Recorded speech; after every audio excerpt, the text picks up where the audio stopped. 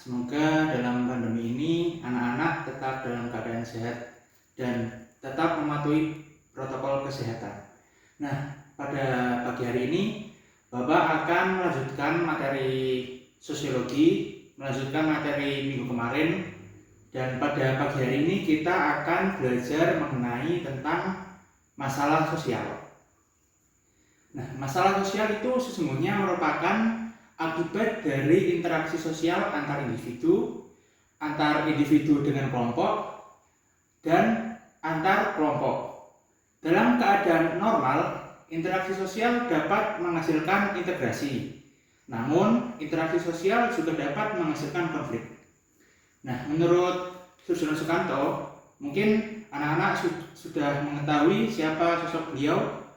Nah, menurut Susilo Sukanto ini mengungkapkan bahwa pengertian dari masalah sosial merupakan ketidaksesuaian antara unsur-unsur kebudayaan atau masyarakat yang membahayakan kehidupan kelompok sosial. Susilo Sukanto juga membedakan menjadi 4, yaitu sebagai berikut. Yang pertama, dari faktor ekonomi. Faktor ini berkaitan dengan ketidakmampuan anggota masyarakat dalam memenuhi kebutuhan pokok mereka, sehingga mengakibatkan terjadinya kesenjangan sosial. Nah, dari sini seharusnya pemerintahlah yang biasanya harus bertanggung jawab karena gagal dalam menyediakan lapangan pekerjaan yang cukup. Nah, contohnya itu seperti adanya kemiskinan, adanya pengangguran. Nah, seperti itu 2 contoh tadi. Yang berikutnya dari faktor biologis. Faktor ini disebabkan oleh ketidaksesuaian kondisi lingkungan yang ada, seperti kurangnya fasilitas kesehatan, pendidikan, dan yang lainnya. Nah, contohnya itu seperti adanya wabah penyakit yang menular. Nah, yang ketiga dari faktor psikologis. Faktor ini berhubungan dengan pola pikir masyarakat terhadap suatu tatanan kehidupan bermasyarakat. Contoh dari faktor psikologis adalah tindakan bunuh diri. Dari faktor yang keempat adalah faktor kebudayaan. Faktor ini disebabkan oleh adanya ketidaksesuaian pelaksanaan nilai-nilai atau norma dalam masyarakat sehingga menimbulkan perbedaan yang mendalam dengan apa yang terjadi atau yang berlangsung dengan realita yang ada. Nah, contohnya itu seperti kenakalan remaja. Masyarakat digolongkan sebagai masalah sosial. Ada 5 kriteria yang dapat digunakan untuk menentukan masalah sosial. Di antaranya, yang pertama, kriteria umum. Masalah bisa terjadi karena adanya perbedaan antara nilai yang dianut masyarakat dengan kondisi di kehidupan nyata. Nah, ini berarti ada ketidakcocokan antara persepsi masyarakat tentang apa yang seharusnya terjadi dengan kenyataan yang sebenarnya.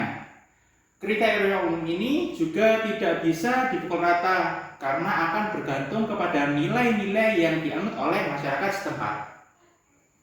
Seperti misalnya di kebanyakan daerah di Indonesia itu masih menganggap menggunakan bikini atau menggunakan baju yang ketat itu masih dianggap sebagai hal yang kurang sopan.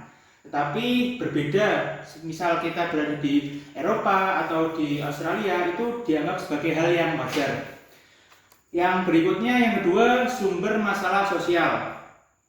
Ada berbagai macam sumber, selain muncul dari kondisi dan proses sosial, juga dapat berasal dari bencana alam. Nah, dari dampak banjir misalnya, atau gempa bumi, atau tsunami, bisa saja korban-korbannya itu menjadi miskin karena segala harta bendanya hanyut terseret banjir atau bencana tadi.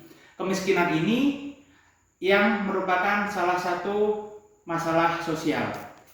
Nah, yang ketiga, pihak yang menetapkan masalah sosial. Masalah sosial tentu tidak bisa diklaim oleh individu itu sendiri.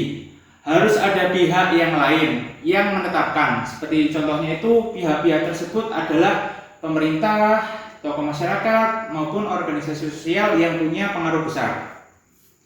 Nah, yang keempat, masalah sosial nyata dan laten.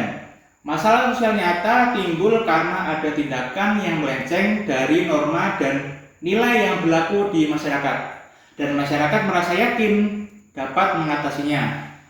Di sisi lain, masalah sosial laten adalah ketika masyarakat tidak berdaya untuk mengatasinya, seperti contohnya itu korupsi. Nah, dan yang terakhir, yang kelima, perhatian masyarakat. Kriteria ini penting karena tidak semua masalah sosial akan menjadi perhatian masyarakat. Sebaliknya, tidak semua perhatian sosial merupakan masalah sosial. Misalnya itu seperti jatuhnya pengendara sepeda motor. Itu akan menarik perhatian masyarakat, tetapi hal itu bukan seperti menjadi masalah sosial. Sudah jelas bukan kelima kriteria tadi? Nah, selanjutnya Bapak akan memberikan beberapa contoh dari masalah sosial itu seperti apa aja sih? Nah, yang pertama itu kemiskinan. Kemiskinan sendiri itu diartikan sebagai keadaan seseorang yang tidak sanggup memelihara dirinya sendiri sesuai dengan taraf hidup kehidupan kelompok dan tidak mampu memanfaatkan tenaga mentah maupun fisik dalam kelompok tersebut. Kemiskinan menjadi masalah sosial ketika yang lebih dari apa yang dimilikinya serta merasa adanya ketidakadilan. Nah, yang kedua, kejahatan. Kejahatan ini menunjukkan perilaku sosial yang berbeda atau menyimpang.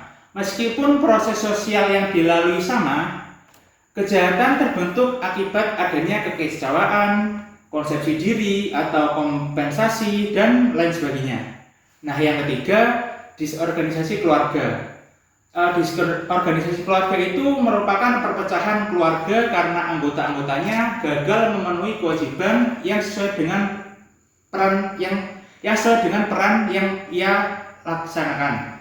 Nah, yang keempat, peperangan merupakan bentuk pertentangan antara kelompok atau masyarakat yang umumnya melibatkan berbagai lapisan masyarakat dan menyebabkan disorganisasi atau perpecahan dalam masyarakat serta mengancam persatuan itu sendiri. Dan yang terakhir, yang kelima, masalah generasi muda dalam masyarakat modern. Nah, mungkin dari masalah ini dapat menimbulkan masalah-masalah sosial yang lain seperti yang sudah kita sering jumpai, seperti geng motor, melakukan tindakan asusila, berbuat nakal, dan lain sebagainya, gaya berperilaku dan gaya berbicara yang tidak sesuai dengan norma atau aturan yang berlaku di masyarakat. Nah, dari penjelasan Bapak tadi, mungkin sekiranya anak-anak semoga dapat memahami atau dapat menerima materi pada pagi hari ini. Mungkin jika ada pertanyaan atau suatu hal yang belum difahami, bisa langsung menanyakan kepada Bapak. Mungkin itu saja yang dapat kita pelajari pada pagi hari ini. Semoga ilmu yang kita dapat terima dapat berguna bagi kedepannya. Sekian, terima kasih. Wassalamualaikum warahmatullahi wabarakatuh.